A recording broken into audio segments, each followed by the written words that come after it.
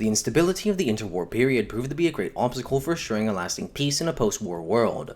All over the globe, democracies had started to fall. The Weimar Republic arguably died before the Nazis even came to power, and with it went Germany's last hope for peaceful coexistence.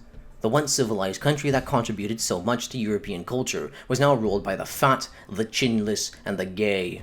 It was these people, the National Socialists led by Adolf Hitler, that put Germany on course to starting the bloodiest war in human history. Before they could begin to terrorize other states, the Nazis started off persecuting their own people. After the purge of the SA, led by Röhm, what was arguably the greatest threat to Hitler's power was the German Communist Party, or KPD for short. While the Social Democrats never gave up on opposing the Nazis, their methods were mostly non-violent. The KPD, on the other hand, was much more willing to bear arms against anyone who opposed them. First, they revolted against the Weimar Republic on multiple occasions. Ironically, their hostility towards the Weimar Republic was arguably one of the factors that contributed to Hitler's rise to power. The KPD hated the Republic just as much as the Nazis. They'd been preying on its downfall in hopes of starting the long-awaited communist revolution, but instead of embracing Marx, the Germans embraced the conspiracy theories of an inbred guy from Austria. The democracy that they so hated was perhaps the only thing keeping the KPD from being destroyed. Now with it gone, there was nothing stopping the German far-right from incarcerating and murdering communist militants. The KPD was partially responsible for the situation that they found themselves in. While they are deserving of plenty of criticism, their commitment to defeating fascism is still deserving of respect. The mass persecution of the KPD began after the burning of the Reichstag, when Hitler was given special powers after the approval of the Reichstag Fire Decree and the Enabling Act. Despite confessing to the police that he'd been acting alone, Marinus von der Lubbe, the person responsible for the fire, was claimed by the Nazis to have been working for the KPD. Ernst Thälmann, the leader of the KPD, was arrested, as well as Ernst Togler, the leader of the Communist Deputies of the Reichstag, along with several other members of the KPD and the Communist Internationale. During September of 1933, these men were taken to court for the crimes or supposed crimes that they had committed. Initially, it appeared that the detainees may end up suffering some terrible fate. The judge that was prosecuting them, Wilhelm Bunger, was a conservative and a former member of the German People's Party. A persistent problem during the Weimar era was that right-wing judges would let their own personal biases obstruct justice, resulting in a disproportionate number of leftist militants being given harsh sentences. However, Wilhelm was an exception. Georgy Dimitrov, one of the members of the Internationale who had been detained, presented the case in defense of the innocence of his comrades. Hermann Göring was even there to testify against the supposed communist plot, but Dimitrov made him look like an idiot. With no evidence to prove their involvement, the communists were acquitted. The whole thing was a humiliation for the Nazis, and since then, they began using the so-called People's Courts for political crimes. As for Ernst Thälmann, his trial went similarly well, and by well, I mean he wasn't immediately killed. Due to his profile of being the leader of one of Germany's largest political parties, the foreign press was rather attentive to the developments of Thälmann's case. Several men from the KPD, dressed in SS uniforms, even tried to free him from custody, but were stopped at the last minute after their plan had been revealed by a Gestapo infiltrator. Thälmann was never brought to court, nor sentenced for any crime. Despite the attempts of his sympathizers around the world, Thälmann remained incarcerated as Hitler's prisoner. He died in Buchenwald concentration camp less than a year before the end of the Second World War. As for Marinus von der Lubbe, there was nothing that could be done to save him. In the same month of his trial, he was executed at the age of 19.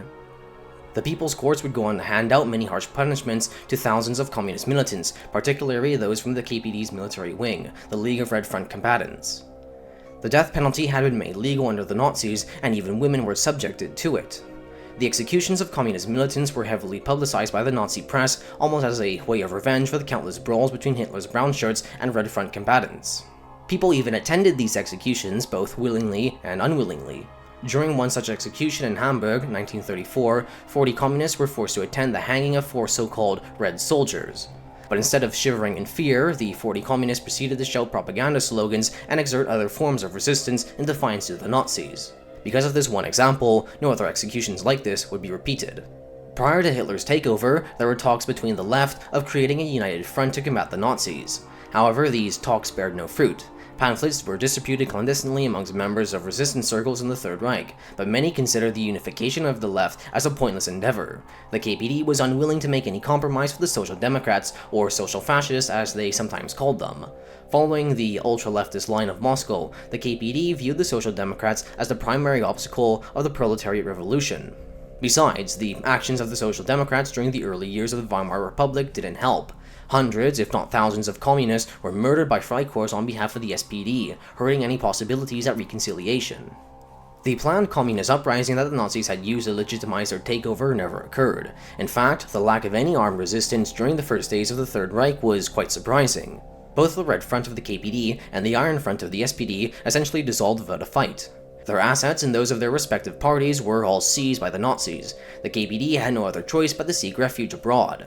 The Soviet Union was their preferred place of exile, but the Soviets could care less about their well-being, and many of them were incarcerated and even murdered as a consequence of Stalin's endless paranoia. Those who couldn't afford or were unwilling to go into exile went underground. The members of the KPD who remained in Germany were ordered by their superiors to remain as visible as possible. But this decision would be their undoing. The Gestapo systematically infiltrated and hunted down the KPD to the point that they became irrelevant. The most the KPD was able to accomplish were minor acts of sabotage and subversive propaganda. Much of the same happened to the SPD. Instead of fleeing to the USSR, however, the SPD preferred to exile themselves in the city of Prague in Czechoslovakia. In hindsight, they practically dodged a bullet, at least for a while. Many of their members who remained in Germany felt disappointed with the SPD's supposed lack of commitment to resisting the Nazis. They splintered into smaller, more radical groups who wanted to attempt a popular uprising. But that was doomed to fail. The Nazis had imposed their authority all over German society to the degree that the SPD no longer had a base of support amongst the masses. Eventually, on the 14th of July, 1933, the NSDAP became the only legal political party. Even the conservatives and the liberals who made compromises with Hitler soon became his victims.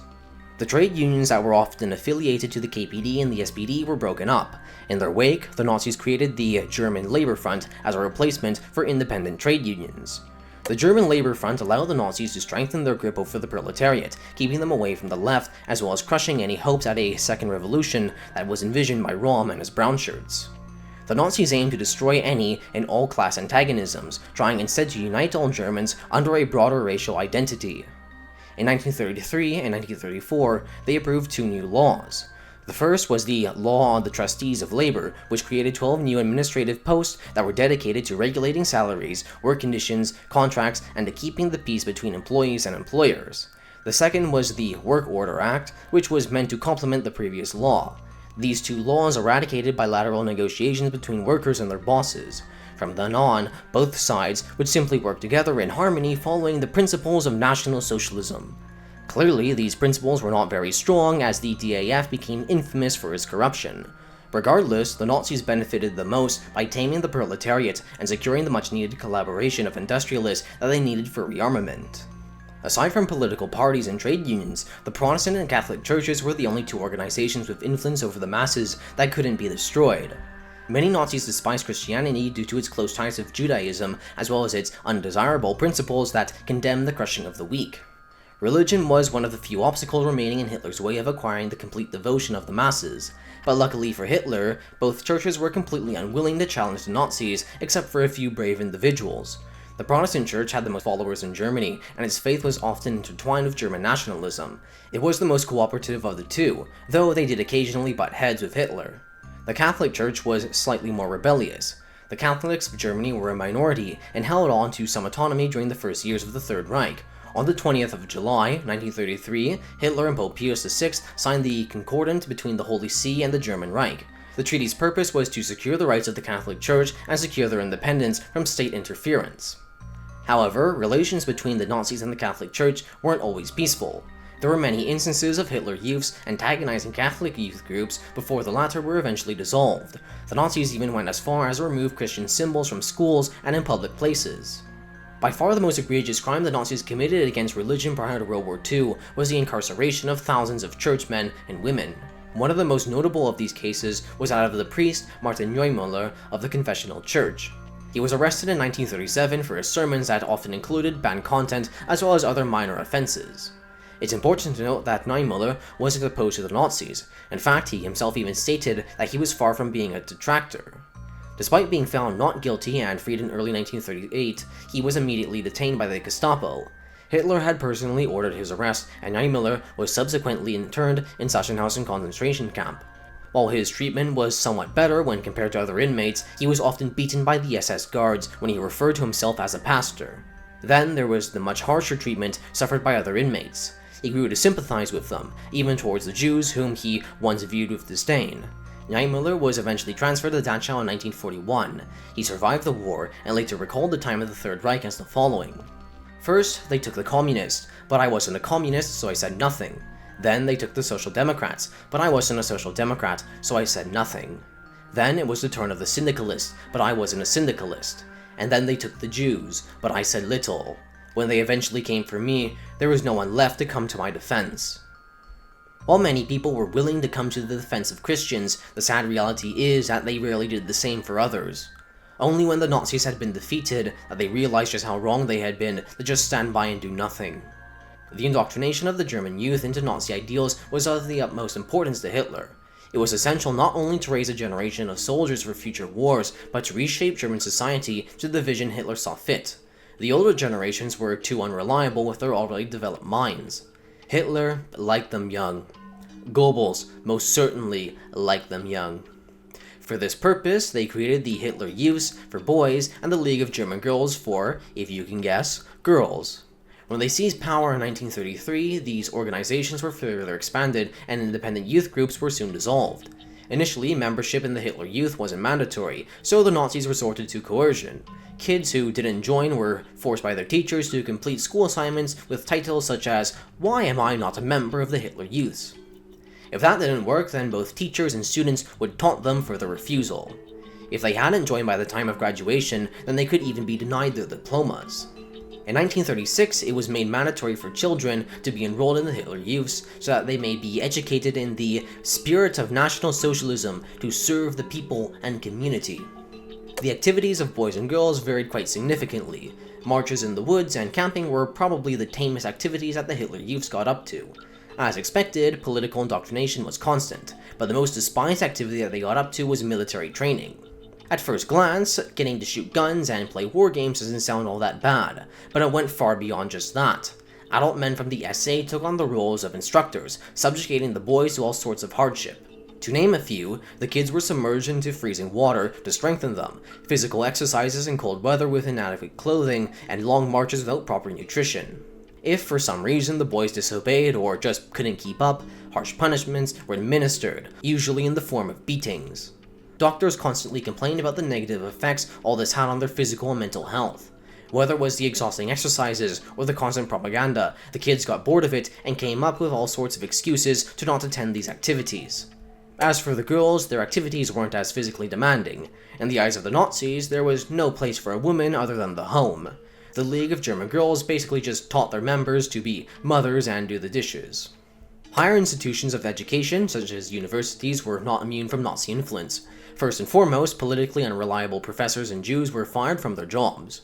Those who remained had no other choice but to conform to Nazi ideology, lest they suffer the same fate.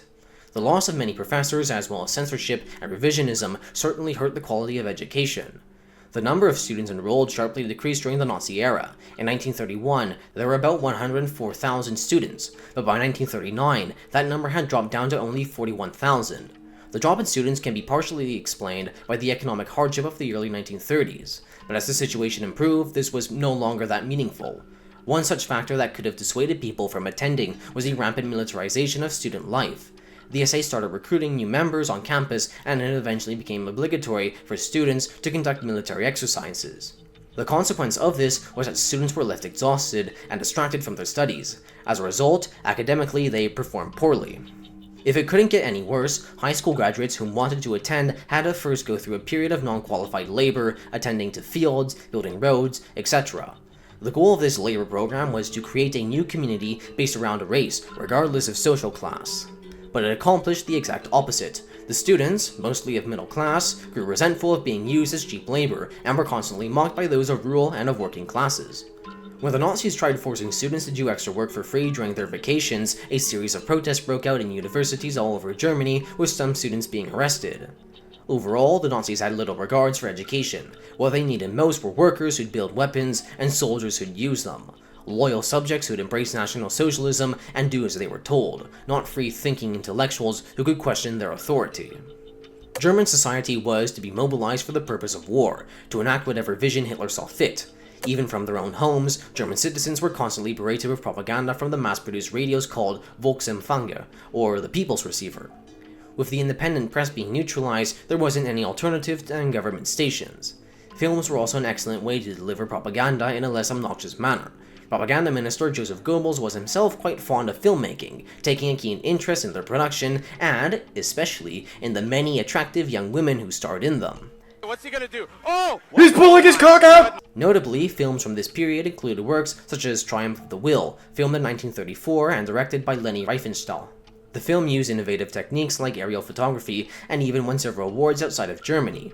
It's less of a movie and more of a propaganda documentary, though it was still well received and its influence can be felt in other products. For the most part, people weren't overtly hostile to the imposition of Nazism upon society, but that didn't mean that they liked it either. The constant demand for loyalty and time created a sort of political fatigue amongst the population who, more often than not, only participated out of fear rather than passion. Goebbels' attempts to turn propaganda into something entertaining had failed. German culture had taken a hard hit as a result of censorship, and people grew bored with the monotony of its replacements. The war on culture didn't end with radio and cinema. During the Weimar era, modernist art flourished to critical acclaim. One such modernist artist was Otto Dix, a veteran of the Great War whose traumatic experiences were expressed through his paintings. His war paintings were far from the romanticized depictions of past centuries, and that was one of the reasons why he was targeted by the Nazis. For them, the suffering of the Great War was supposed to be heroic, not tragic. Dix would eventually be forced into a form of internal exile, and his works were confiscated and subject to ridicule, being displayed in museums for so-called degenerate art. His story is but one of thousands. It's important to note that it wasn't just modernist artists who were targeted. Ernst Barlach was a sculptor who made dozens of memorials for the fallen of the Great War. Amongst his fans were many Nazis, including Joseph Goebbels, who even invited him to the inauguration of the Reich Chamber of Culture, which he refused. However, he also had many detractors amongst the far right, such as the paramilitary Iron Helmets and the Nazi architect Alfred Rosenberg. His depiction of war is quite similar to that of Dix. His memorials are often sad-looking, but, at the same time, kind of peaceful in a way, almost as a last show of respect to the fallen, acknowledging their suffering and finally allowing them to rest. But just as Dix, this was problematic.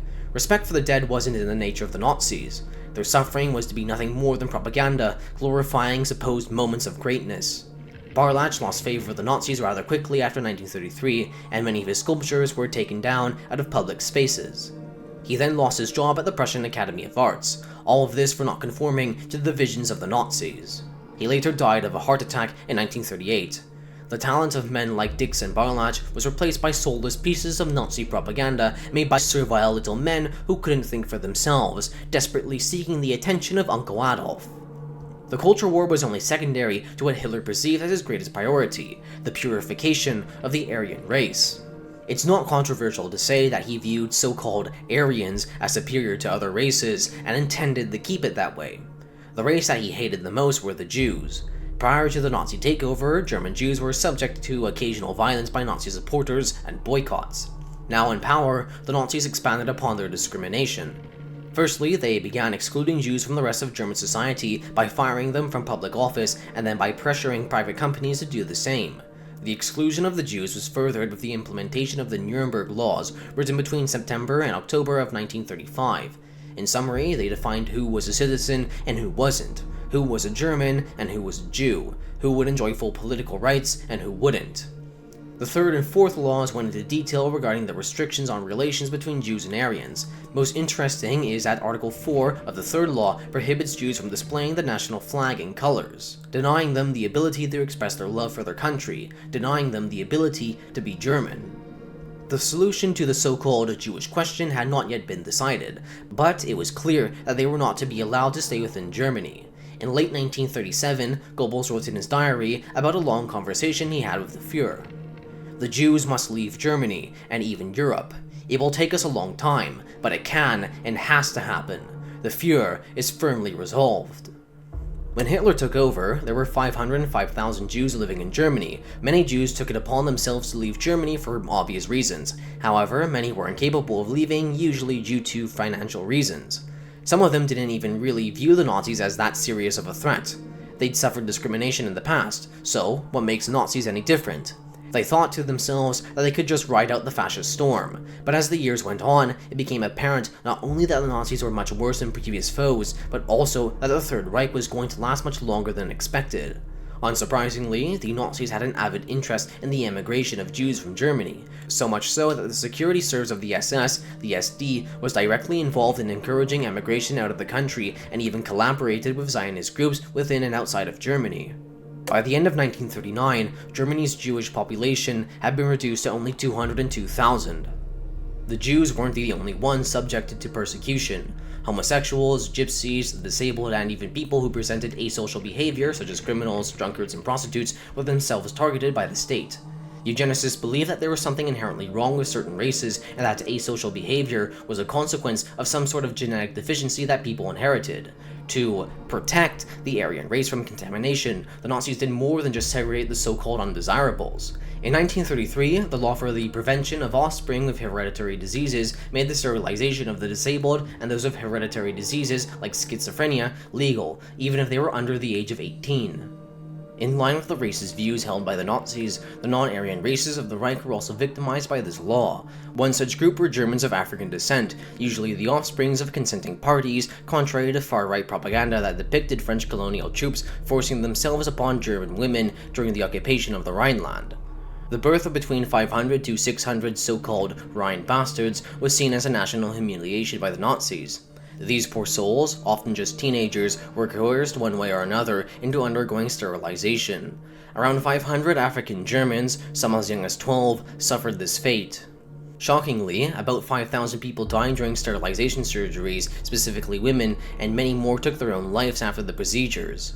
When a patient died of, let's say, neglect, the incident was swept under the rug, and very few people cared about the victims except for their poor families. By the end of the Third Reich's short but brutal history, over 360,000 people had been sterilized. The disabled were obviously the most victimized group, and it wasn't just sterilization that they had to worry about. The Chancellery of the Führer laid down in a short period of time the bureaucratic foundations to direct a campaign of euthanasia against those born with malformations. In 1939, doctors were obligated to help register all cases of cognitive and hereditary diseases. Children presumed to have these diseases would then be taken to be medically examined before a final decision was made. If they were marked with a sign plus, they were taken to a specialized clinic to supposedly receive treatment only to be murdered. 6,000 minors, ranging from newborns to teenagers, were killed by the Nazis, often without the consent or knowledge of their parents. The murder of psychiatric patients was further with Operation Action 4. Lethal injections were used at first until they found a more effective alternative. 6 gas chambers were constructed by the Nazis in places such as Hartheim in Austria, disguised as showers, foreshadowing what was to happen on a much larger scale during the Holocaust. The murder of the sick and of the disabled didn't go unnoticed by the public. Religious organizations were the ones to raise the most attention on the situation. The Catholic Bishop of Münster, Clemens August Graf von Galen, protested the euthanasia campaign of the Nazis during many of his sermons. During one such sermon on the 3rd of August 1941, he gave his most famous enunciation. "We are not dealing with machines. Horses are cows whose only function is to serve mankind, to produce goods for man.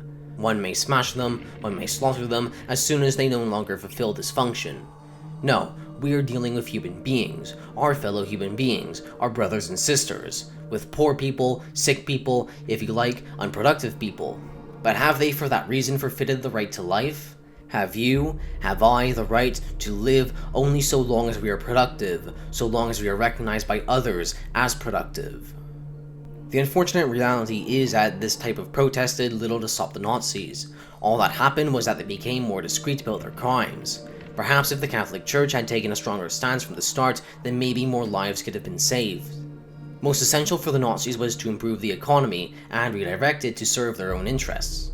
The Aryanization of the economy was done by putting businesses owned by Jews under immense pressure, such as intimidation and boycotts, to force their sale to non-Jews. It was state-sanctioned theft, often driven by personal greed. Usually, these businesses were sold for below market value. If they couldn't force their sale, then their Jewish owners could be forced out via other methods. After 1938, the Jews were legally barred from most economic activities within Germany. Whatever business they had left were put under the supervision of non-Jewish trustees who would oversee their transfer to non-Jewish owners. In the wake of the Great Depression, it was of the utmost importance that German workers be given jobs lest they grow frustrated with the new regime as they had with the Republic. The Nazis funded many projects meant to generate jobs. One such project was the construction of a highway system called the Autobahn. Though it originally wasn't their idea, they just continued on where the Weimar Republic left off.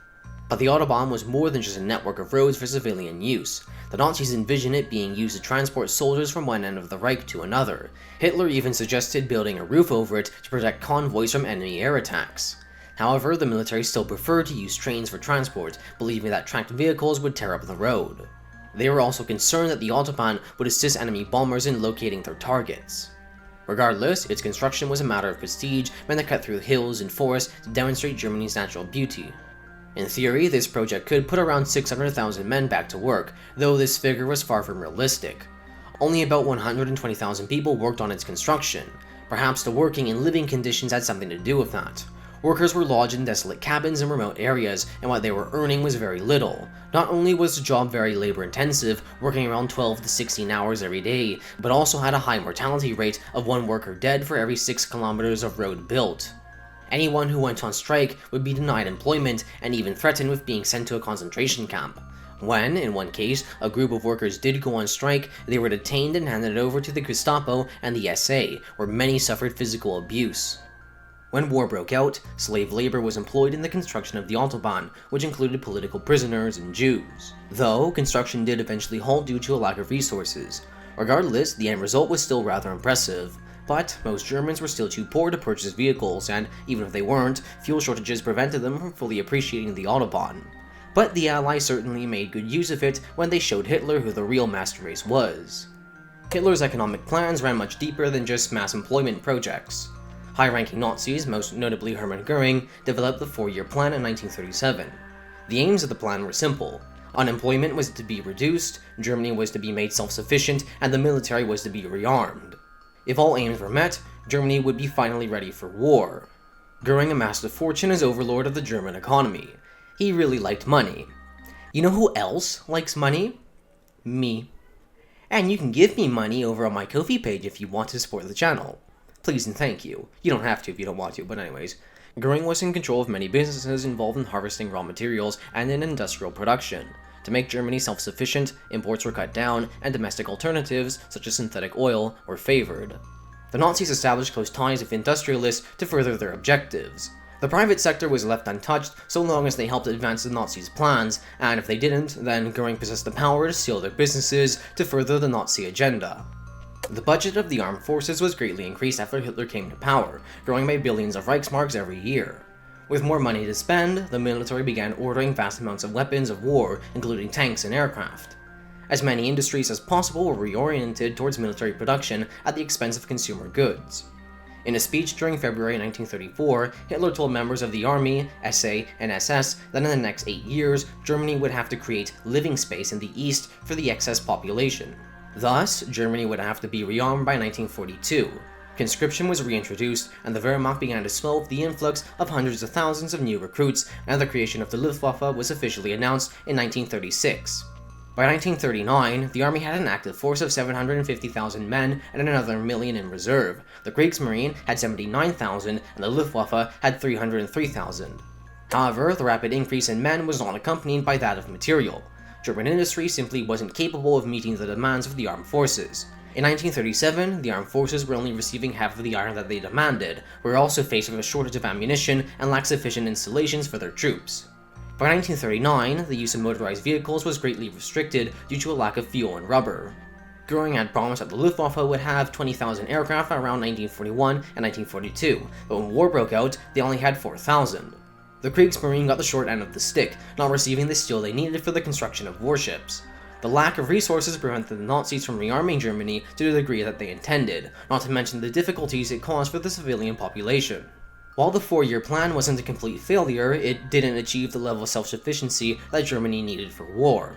Regardless, the German military was turned into a large and mostly up-to-date force that was more than capable of pursuing Hitler's aggressive foreign policy. What resources Germany lacked could be more than made up for by the conquest of new territories. After the Great War, a large chunk of German territory called the Rhineland was temporarily occupied by the victorious Allies. After their withdrawal in 1930, the area was demilitarized, acting as a buffer between Germany and France. Like many of the conditions of the Treaty of Versailles, the occupation and demilitarization of the Rhineland was viewed by many Germans as a national humiliation, one that the Nazis intended to avenge. The planning for the remilitarization of the Rhineland was kept a secret till the last minute. While Hitler was able to rearm Germany without much protest from the international community, the risks involved in such operation were much higher. France had just recently signed a pact of mutual assistance with the Soviet Union to defend each other in case of German aggression. General Blomberg, the head of the army, had little faith that the Wehrmacht could defeat the French military if they decided to invade. The military force that the Germans prepared was small, needing reinforcements from the police to give the impression of being much larger than they actually were. On the 7th of March, 1935, Hitler announced to the Reichstag that German troops had crossed into the Rhineland. He used the previously mentioned Franco-Soviet pact as justification, going on a rant about how Germany was threatened by Bolshevism. The German soldiers who marched into the Rhineland had orders from Hitler to turn back and not to resist if the French were to intervene, but no one stood to oppose them. This was Hitler's greatest gamble up to that point, and it had paid off. Under the veil of correcting the wrongdoings of the Treaty of Versailles, the Nazis gave the impression that they just weren't worth stopping. For the most part, the population of the Rhineland seemed enthusiastic about its reoccupation. However, Social Democrat agents still operating in the area reported that only the Nazis were celebrating. Considering the oppressive rule that followed, it's not that hard to believe. The Rhineland was just the start, a stepping stone towards greater conquest. One such conquest that German nationalists had envisioned for quite some time was the unification of Austria with Germany. After the collapse of the Austro-Hungarian Empire, the new and weakened Austrian state was ruled by the dictator Engelbert Dollfuss. Aside from not favoring unification with Germany, Dollfuss's regime was also under the thumb of the Italian dictator Benito Mussolini, making any attempt by Hitler to encroach on his sphere of influence risky. On the 25th of July, 1934, Austrian Nazis assisted by German SS troops staged a coup against Dollfuss's regime. While they successfully assassinated the dictator, they failed to gain the support of the population and the armed forces, and by the 30th, the coup was all but crushed. Kurt Schuschnigg assumed control of the state, and Mussolini even announced an alliance with France to contain German expansion. However, as the years went on, the political landscape in Europe began to change. By 1936, Italy and Germany formed the Rome-Berlin Axis, vowing to respect each other's ambitions and to continue supporting the nationalists in the Spanish Civil War. They also signed the Anti-Comintern Pact with the Empire of Japan, bringing the three nations closer together. The regime of Schuschnigg became increasingly weaker in the face of internal instability and from pressure from the Germans. On the 12th of February, 1938, Hitler and Schuschnigg met to discuss Austro-German relations. Surrounded by high-ranking Nazis on all sides, Schuschnigg was forced to listen to Hitler's ramblings and threats. Not having much of a choice, he agreed to Hitler's terms, which included the unbanning of the Austrian Nazi Party, as well as military and economic cooperation. At this point, Austria's absorption by Germany was seemingly inevitable. The police and the military were increasingly unreliable, and many pro-Nazi protests broke out all over the country.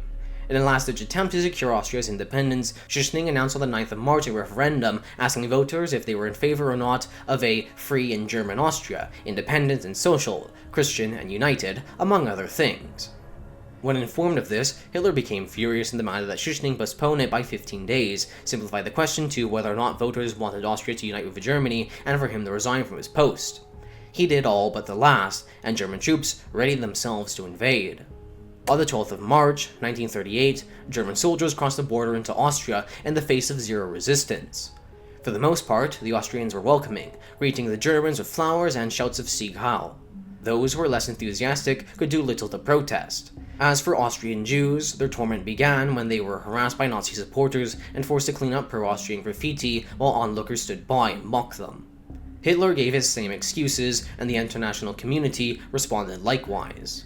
With the remilitarization of the Rhineland and the unification of Austria with Germany, most Germans were now living under a single state, but millions more were stranded throughout Central and Eastern Europe. The Sudeten Germans inhabited a region called the Sudetenland that hugged the Austrian and German borders. This region formed part of Czechoslovakia, a multinational state made up of a mostly Slavic population. Hitler wouldn't stand having Germans live under Slavic rule. In fact, he wouldn't even stand the mere existence of Czechoslovakia. But this situation was much more different than the previous. Firstly, Czechoslovakia was much better armed and far more stable than Austria, and would certainly resist any attempt by Germany to annex the Sudetenland. Secondly, the Western powers, i.e. Britain and France, were growing wary of Hitler's regime. While they may have tolerated the acquisition of German lands, to invade a sovereign state would likely be very different. There was also the Soviet Union, whom had a treaty of mutual assistance with the Czechoslovaks that promised to help in case of foreign aggression. The Nazis started by spreading anti-Czech propaganda and instigating separatism in the Sudetenland by assisting the local Nazi party. But if they truly wanted to take the region, they'd have to secure the neutrality of the Allies. While they certainly disliked Hitler, the Allied powers were still in the process of rearming, and the will to step in and stop Germany was lacking. Hitler also had a level of respect for the British, believing that they could become potential allies. This belief was far from reality, but still grounded enough that the British would consider cutting a deal. Thanks to the efforts of Hermann Göring, talks between Germany, Britain, France, and Italy soon commenced, and a final solution to the Sudeten question was drawn up without the participation of the Czech government.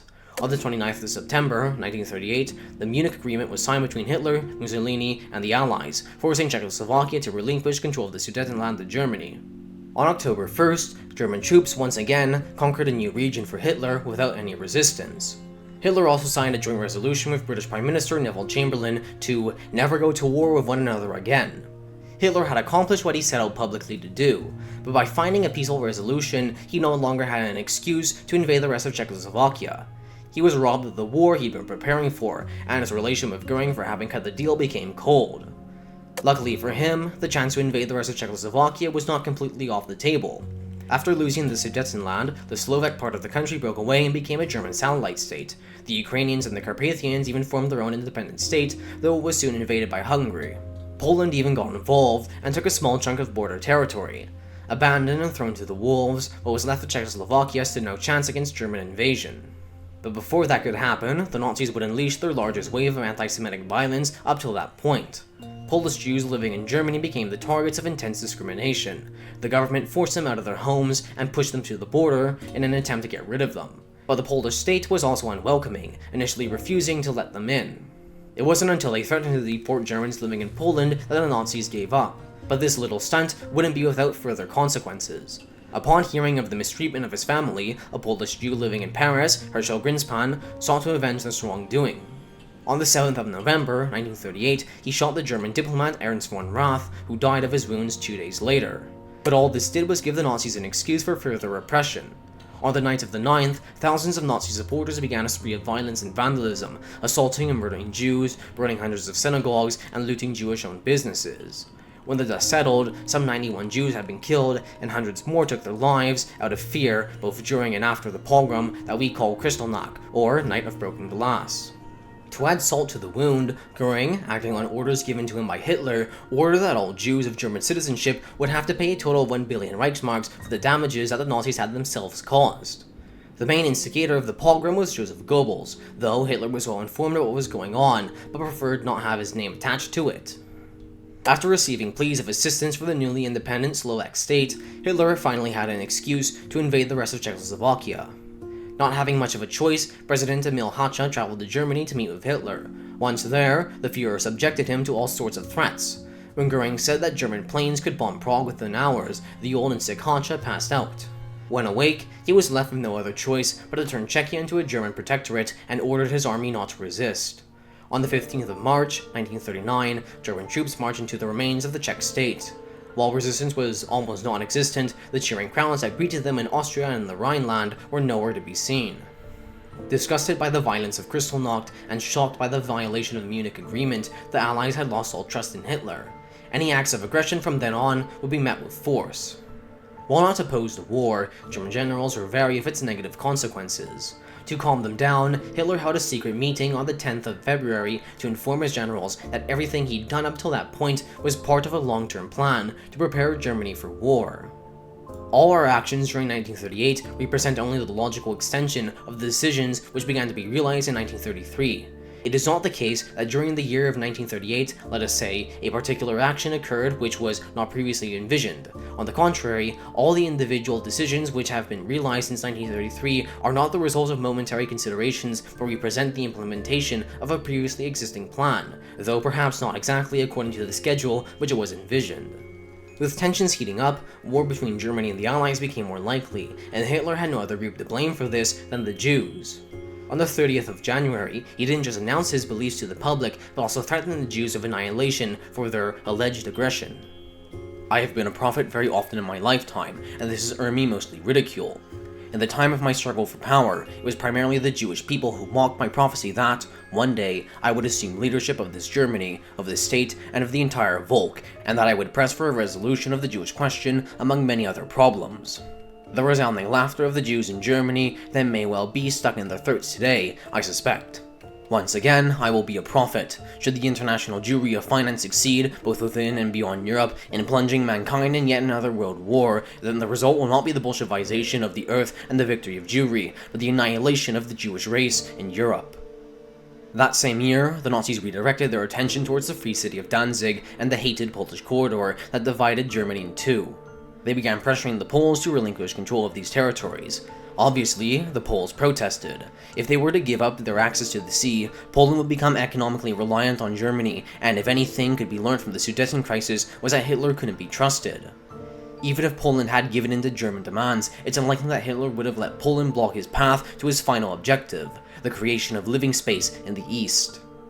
While Chamberlain attempted one last time to negotiate, he still wouldn't bend the knee, and Britain and France wouldn't let any aggression towards Poland go unpunished. By the end of March, the Wehrmacht had already drawn up plans for military action against Poland in the case Germany's demands weren't met. Hitler then approved said plans and ordered the army to be prepared for action by early September. The non-aggression pact between Germany and Poland was then revoked by Hitler, and he made it clear to his generals that nothing would stand in his way of acquiring living space and resources for the German race. While conflict with the West was deemed unavoidable, a second front in the East against the Soviets had the potential to destroy everything that Hitler had built. In a move that shocked everyone, the Nazis pursued a non-aggression pact with an unlikely candidate, the Soviet Union. The Soviet leader, Joseph Stalin, was himself distrustful of the Western Allies and keen on preventing war with Germany just for a little longer. On the 24th of August, the Nazis and the Soviets signed the Molotov-von Ribbentrop Pact, establishing a 2-year peace between the two states and its secret additional protocols, laying down the groundwork for the division of Europe into spheres of influence. On the night of August 31st, German troops dressed in Polish uniforms staged a false flag attack to use as pretext for the invasion of Poland. On the 1st of September, the Nazis commenced their invasion of the Polish state, and a few days later, both Britain and France declared war on Germany. Everything that Hitler had done up to that point had been in preparation for war. The elimination of domestic opposition, the subjugation of German society, rearmament, and all of Hitler's early conquests all served this purpose. Hitler had a vision for Germany, one that he was committed to see through. It didn't matter how many people had to die, he was unwilling to give it up. Because of the delusions of Hitler and the Nazis, the world was embroiled once more in a world war, one more destructive than any other seen prior, accompanied by one of the deadliest genocides humanity has ever witnessed.